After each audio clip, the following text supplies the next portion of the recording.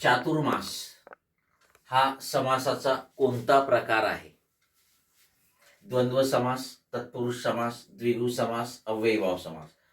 चातुर्मास याचा विग्रह मित्रांनो 4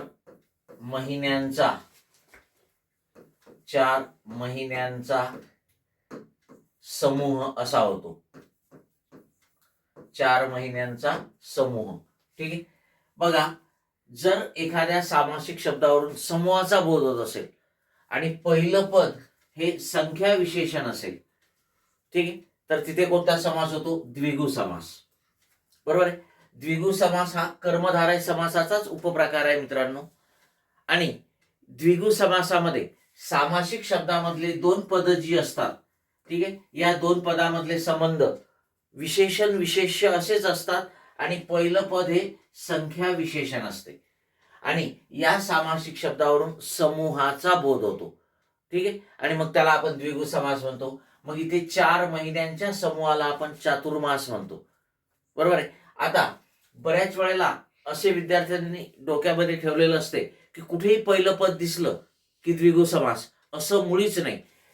ठीक आहे. द्विगु समासाचा जर सामासिक शब्द असेल तर त्यावरून समूहाचा बोध होतो, हे लक्षात घ्या.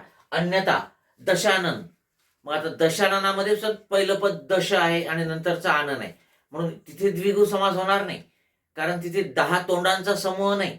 10 तोंड असणारी व्यक्ती तिसऱ्या पदाचा बोध होतो. बरोबर आहे. मग तो बहुव्रीही समास होतो मित्रांनो. आणि म्हणून लक्षात ठेवा, पहिलं पद संख्या विशेषण असते, विशेषण विशेष संबंध असतात.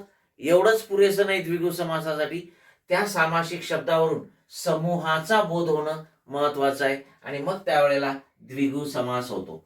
ओके. पुन्हा एकदा लक्षात ठेवा की द्विगु समासामध्ये 2 पदामधील संबंध विशेषण विशेष्य असतात. पहिलं पद संख्या विशेषण असते आणि समूहाचा बोध होतो. ओके. पर्यायामध्ये द्विगु समास नसेल तर कर्मधारय समास सुद्धा लिहू शकता आणि कर्मधारय नसेल तर तत्पुरुष समास सुद्धा लिहू शकता, कारण तत्पुरुष समासाचा हा उपप्रकार आहे. पण इथे तत्पुरुष आहे म्हणून आपल्याला इथे तत्पुरुष लिहिता येणार नाही, कारण आपल्याला उपप्रकार दिलेला आहे द्विगु समास आणि म्हणून आपलं उत्तर द्विगु समास येणार. ओके. यस.